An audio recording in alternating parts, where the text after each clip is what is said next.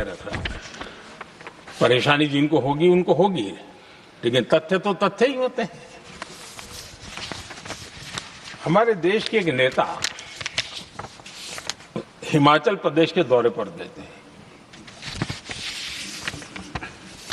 और वहां से आने के बाद उन्होंने खुद ने ये घटना कहीं सुनाई, रिकॉर्ड पर उपलब्ध है। उसमें उन्होंने कहा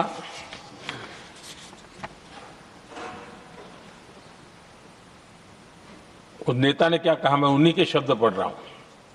काफी लंबे समय तक मुझे योजना आयोग से संघर्ष करना पड़ा क्योंकि वे पहाड़ी क्षेत्रों के लिए अलग योजनाएं बनाने को तैयार ही नहीं थे।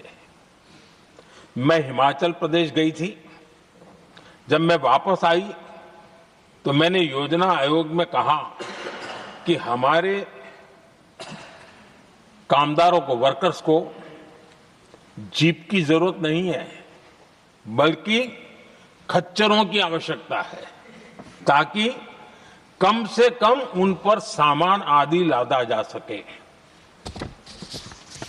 आगे उन्होंने कहा, लेकिन मुझे बताया गया हम पैसा तो जीप के लिए ही देंगे क्योंकि खच्चरों के लिए पैसे देने की पॉलिसी नहीं है। इसी भाषण में आगे वो कहती हैं, अब वहां सड़कें ही नहीं थी। उनका कहने का कारण यह था कि हिमाचल में जहां वो गई वहां सड़कें ही नहीं थी। अब वहां सड़कें ही नहीं थी तो फिर उस पर जीप का क्या लाभ हो सकता है? जीप लेकर के कौन जाएगा जहां रोड नहीं है?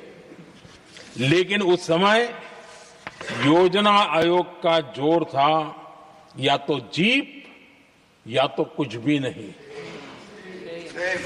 आदरणीय सभापति जी, ये भाषण किसी और का नहीं, ये कांग्रेस के वरिष्ठ नेता और तत्कालीन प्रधानमंत्री इंदिरा गांधी का भाषण है।